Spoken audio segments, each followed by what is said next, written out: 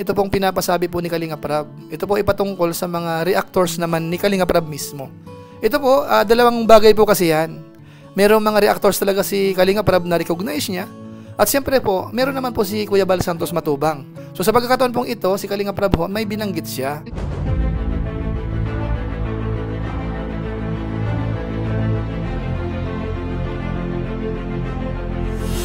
Ayun, shoutout guys. Muli po, welcome to my YouTube channel. Ito po si Kuya July, ang inyong katugang, ang inyong kalingap na muling babati po sa inyo ng magandang araw, magandang gabi. Saang panig man po tayo ng mundo naroroon. At sa araw na ito, panibagong vlog po tayo. Pag-uusapan po natin yung panawagan po ni Kalinga Prab, patungkol naman po ito sa mga reactors, na kung saan sa ngayon po, narinig po natin sa ilan, na yung mga reactors po mismo ang naninira sa kapwa mga kasamahan. Kaya yung iba daw po ay umaalis. So sa pagkakataong ito, may mga niliwanag po si Kalinga Prab sa atin. At pinapasabi rin po sa mga viewers natin, mga supporters. Pag-usapan po natin yan maya-maya ng konti. Pero bago po yun, siyempre paalala mo na si Kuya July, baka sakaling meron po ditong hindi nakasubscribe sa ating YouTube channel, huwag natin kalimutan.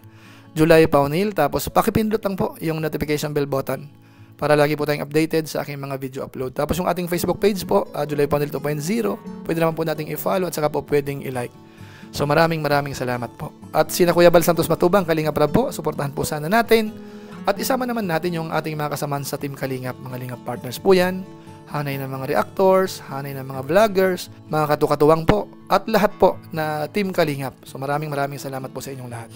Ngayon tuloy na po tayo, pag-usapan na po natin, ito pong pinapasabi po ni Kalinga Prab. Ito po ipatungkol sa mga reactors naman ni Kalinga Prab mismo. Ito po, dalawang bagay po kasi yan. Merong mga reactors talaga si Kalinga Prab na recognize niya. At siyempre po, meron naman po si Kuya Bal Santos Matubang. At yung iba naman po ay magkabi-kabila po yan.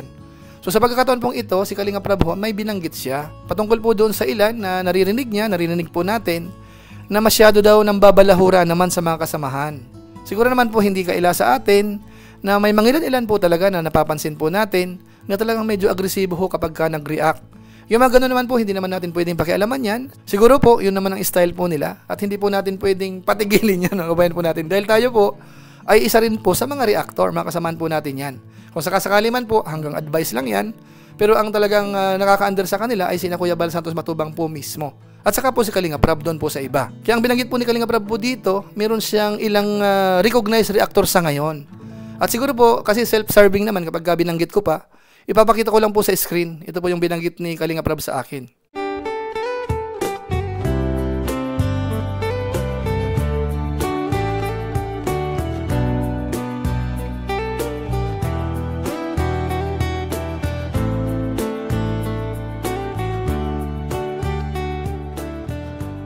So yun po, 4 or 5 po yung nabanggit po dyan na kinukonsider niya pong reactor niya.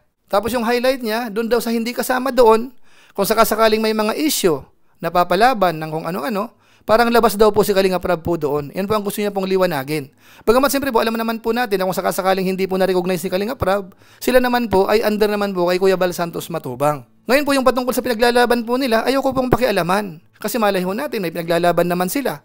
Baka yung katunggali nila may kasalanan pala.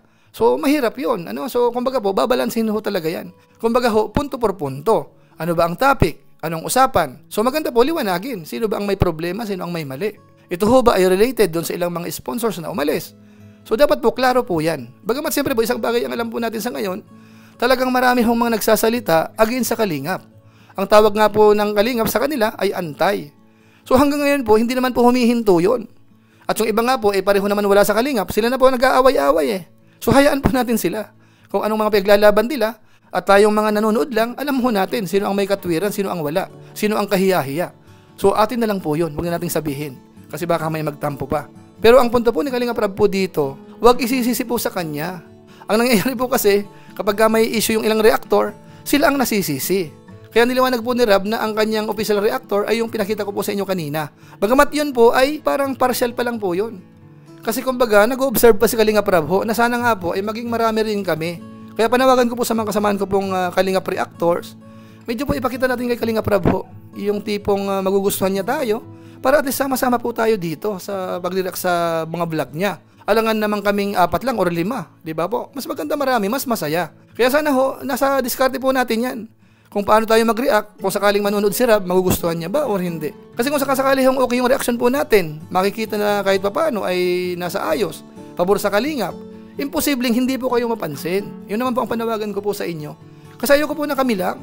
Parang ang dating po ay napakamakasarili naman namin. Di ba po? Mas maganda po kasi marami masaya. So sana po maliwanag po yan. So yan po ang pinaparating ko lang po ni Kalinga Prab dito sa maiksing topic po natin sa ngayon about po sa mga reactor. Kung sakasakali ho na may mga problema yung ilan, tingnan po natin kung yan ba ay under kay Kalinga Prab para isisi nyo po sa kanya. Pero kung hindi ho, wag nyo pong isisi kay Kalinga Prab. Kasi nga po may mga plano po sa kanyang community, sa kanyang mga strategy, inaayos nga po sa ngayon para end of December o kaya next year o kaya sa January, maging okay na po yan. Pati po yung mga patungkol sa lab team na yan, yung mga pansamantalang nakapost po sa ngayon, so malay ho natin, mag-go na yan. Tapos yung mga naging problema naman po ng mga nakaraang panahon, sana maging okay na po yan mga kabayan po natin. At saka po yung ilan sa mga tinamaan ho doon sa huling announcement po natin na pinasabi ni Kalinga Prab doon sa 4 na lab team, sana wag ho kayong masasaktan. Ano po? Kasi hindi naman po sinabi doon na talagang stop na. Kumbaga ho, ay temporary lang po yan mga kabayan po natin. Siguro po, singit ako ng konting clips po doon sa part na yon. Kung sakasakali man ho na magkakaiba tayo ng opinion, yung ilang man nagko-comment, ito po yung pinapasabi po ni Kalinga Prab. Merong 2 lab team na magtutuloy at yung 2 naman ho ay pansamantalang mapopost ho muna mga kabayan po natin. Ngayon para maniwala po kayo, basahin ko po yung naging mensahe po ni Kalinga Prab patungkol po dito.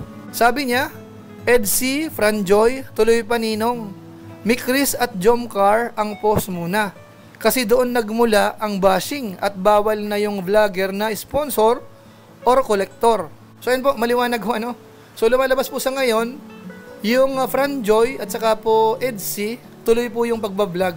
Pero yung Jomcar ho at saka yung Mikris, post daw po muna. So hindi ko po alam kung ano po magiging reaction po ng mga viewers po natin sa ngayon. Pwede nyo naman pong i-comment po. Pero ang sa akin po dito, gaya po nung binanggit ko doon sa ating live stream kaninang umaga, pag sinabing post ho, medyo may pag-asa pa po yun. Actually po, yung bagay na yun, tinanong ko po kay Rab at meron po siyang sagot. Ito po yung aking tanong. Sabi ko, yung post ba ay pansamantala lang? Pwede pa rin ituloy kapag maging okay na? Tapos yung sagot niya, opo, pansamantala lang. So yun po mga kabayan po natin, yun po yung aking tanong at saka yung kanyang sagot. So yun po mga kabayan po natin, maliwanag po yan yung announcement na yan. Sana lahat po nakapanood na po yan. At sana maging okay na po. Mag-aantabay na lang po tayo kung kailan po magre-resume po yung ilang lab team na pansamantalang nakapost po sa ngayon. So maraming salamat po sa inyo. Ilang po muna siguro ang ating mixing reaction video po patungkol po dyan sa announcement about reactors. So maraming salamat. Kung inyo po itong nagustuhan, pwede po nating i-share. At siyempre po maraming salamat sa mga hindi po nag-skip ng ads dyan. Masipag mag-share, At saka nagla-like, siyempre. Maraming salamat. So muli, ito po si Kuya Julay, ang inyong katugang, ang inyong kalingap na pansamantalang nagpapaalam po muna. Kita-kita ulit tayo sa mga susunod ko pang vlog. Maraming salamat sa inyo walang sawang pagsuporta po sa ating YouTube channel. Pagpalain nawa kayo ng Diyos, mabuhay tayong lahat. God bless. Bye-bye.